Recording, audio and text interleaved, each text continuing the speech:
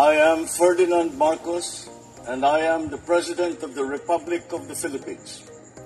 I stand today on behalf of 110 million Filipinos. Hello Universe, it's me again.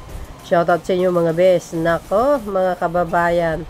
Ano guys ang kapalagayan nyo dito sa abogado ni Digong? Ito si Attorney Kopman, no? Ito ba'y abogado o sadyang nagmamagaling-magalingan lang? Nag-iingay para mapansin dahil alam niya medyo dahil alam niya tagilid yung kliyente niya sa dami-dami ba ng mga malalakas na ebidensya. Tapos ngayon gumagawa na lang siya ng issue at sa pangulo niya isisisi. Goes. Sabi dito guys, mga kababayan ng balita, kay Pangulong Ferdinand Bongbong Marcos Jr. isinisisi ni Attorney Nicolas Kopman ang pagkakulong ni dating Pangulong Rodrigo Duterte sa detention center ng ICC sa The Hague, Netherlands. Hindi kayo naloka. Antindi mga bes. Ugaling DDS na ito eh. Itong attorney ito. Nakafocus sila sa isang taong kriminal. How about doon sa mga namatay sa EJK? Ito guys, paulit-ulit natin sinasabi. Naparanan sa ganun. Bakit itong mga tao na pag dumikit kay Digong, naiiba ang mga pananaw sa buhay? Na gusto lang talagang, pag-usapan, para sumikat, para nang sa ganun, paniwalaan sa ng karamihan. Bakit? Sa tingin nyo kaya? Ginawa ba ni Pangulong Marcos Jr.? Junior yan kung may paglabag sa batas? Of course, hindi. 'Di ba? Gagawin niya yan dahil naaayon sa batas ang pagpapakulong kay Digong. Ang iniisip din po ng Pangulo na tama lang din yung ginawa niya sapagkat mga kababayan, tingnan nyo naman ang mga namatay sa EJK. Kung ilan po yun, sino po ang magbibigay sa kanila ng tamang hustisya? 'Di ba? Kaya ang hustisya sa panahon ni Pangulong Marcos Jr., masasabi natin mga kababayan, very fair po sa lahat. Walang labis, walang kulang, walang sino-sino, kilala ka man or ordinaryong tao. Ang batas umiiral, hindi po nakukuha yan kahit ano ang katayaan mo sa buhay. Pag batas po ang umiral, wala pong sinisino kahit anong edad ang mayroon ka. Batas po yan Dahil ang batas ay napakahalaga. Tandaan po natin, pag walang batas sa mundong ito, ano po ang mangyayari sa lahat ng tao? Lahat ay makasalanan. Bagamat, kung walang batas sa mundo, hindi po ganito ang imahe ng mundo.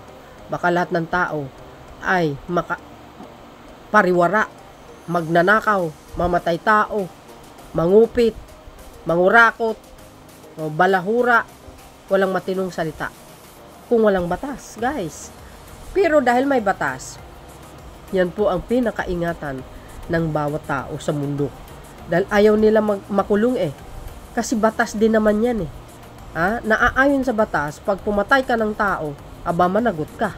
Bakit? Because of batas Dahil sa batas na yan po ang sinusunod ni Pangulong Marcos Jr. Lagi po natin tandaan, hindi po mag-i-implement ng warrant of arrest ang Pilipinas through Interpol pag po ay may paglabag sa batas. Pero kaso wala matalino ang Pangulo. Alam niya po ang ginagawa niya.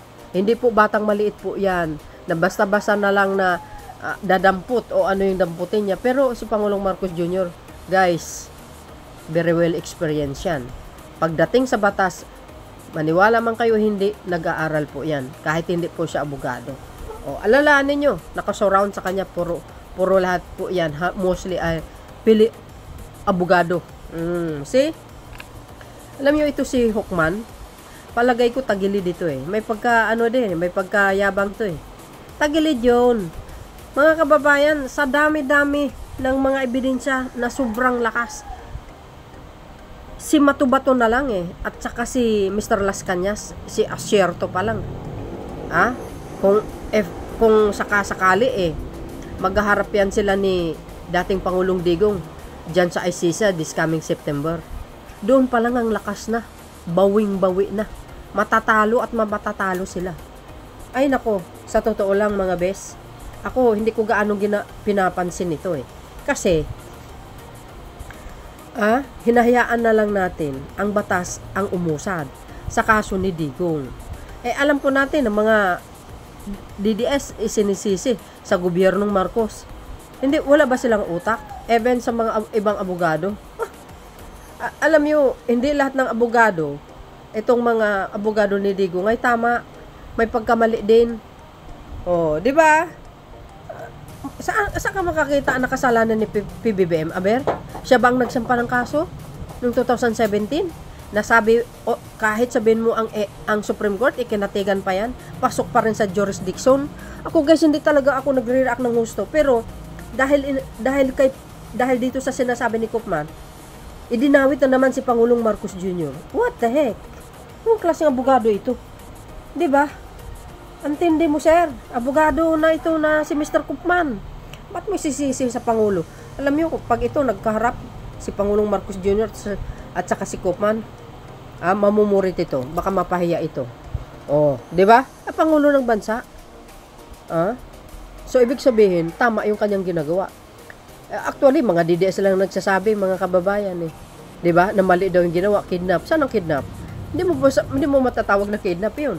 Dahil sangkatiba yung mga kapulisan na nandyan. Nandyan mga abogado niya, yung misis niya, yung anak niya. Nandyan, hindi kidnap yan. Yan ang proseso ng batas. Di ba? Nakaka-ember na lang eh. Isisisi mo sa Pangulo na wala ka naman sapat na ebidensya. Ano ba ang dahilan? Ano bang legal basis para isisi mo pa sa Pangulo? Kakahiya naman itong abogado na nakakainis. Ito yung tingnan nyo yung mga nag-comment. Sabi niyo, Koopman, isinisi kay PBBM ang pagka-detain ni PRRD sa ICC. Natural. Deserve niya po yan. Sa dami-daming na pinatay niya, mamatay tao po yan. Sa pamamagitan ng pag-utos, sabi ni Mr. Matubato, 24 years, pumapatay siya ng tao dahil kay Duterte, utos ni Mayor. Hindi kayo naloka. Ito. Yan ang tamang timing. Nahulihin siya at hindi na nila kayang gawin. Yan kung nasa Davao na kaya nagmamadali sila para dalhin agad sa ICC at dumadami na tao sa labas. Guys, kasi yun talaga yung araw na yun na i-implement yung warrant of arrest laban sa kanya. 'Di ba? Kung hindi, I think walang timing dun eh.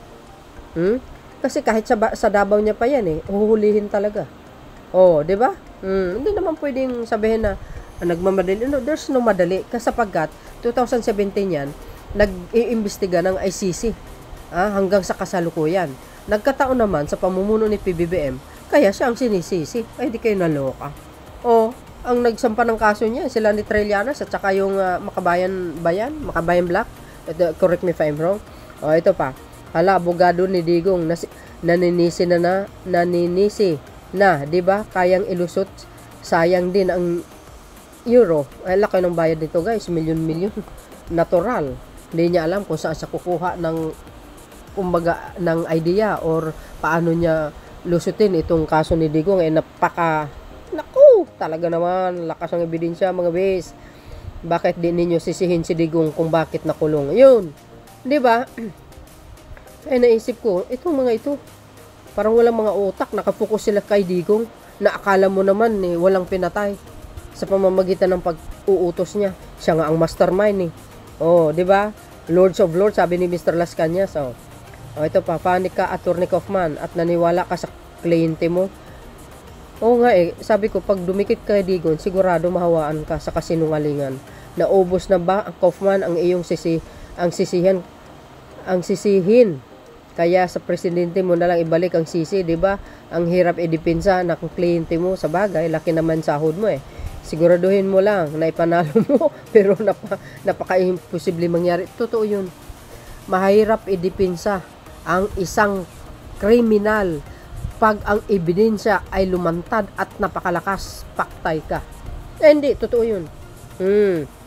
Ayan pa, kala ko ba makakalaya agad, hanap sisi na lang. Ayun well guys, alam nyo naman, kay PBBM na lagi isisisi, lahat na lang, malaki ang lawyer's fee, ang abogado for the money lang fee.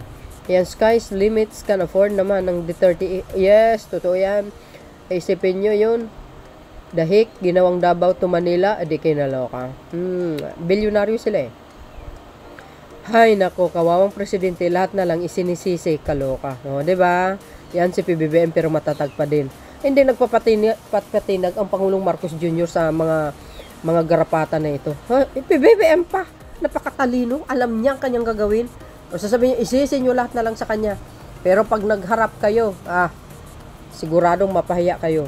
Ito ang abogado ni Duterte sa halip na paghandaan ng ebidensya kung ano-ano ang sinasabi para lang maipakita sa client niya. Nagtatrabaho siya. Tama, parang ugaling DDS din yun.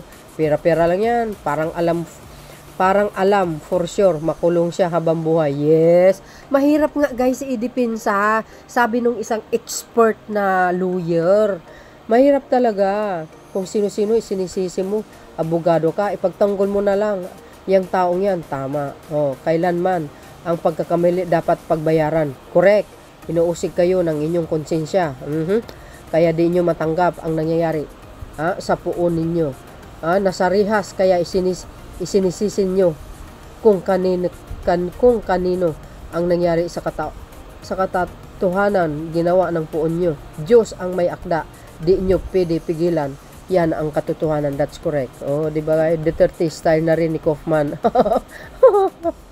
Abogado ka, pag-alaman mo ang pwedeng ilusot mo. Hindi tanggap sa korte ang sisihin, ebidensya ang usapin. Kaya nga ang dami dito guys, lahat. Tama, ayan isa, bakit si BBM bang pasimuno ng EJK? Di kayo naloka. Ayan di ba? Dipinsan mo, akusasyon sa kanya, huwag magturo ng kung sino-sino. Anong klaseng abogado ka? Milyones ata ang bayan. Yes, hindi lang milyones, grabe.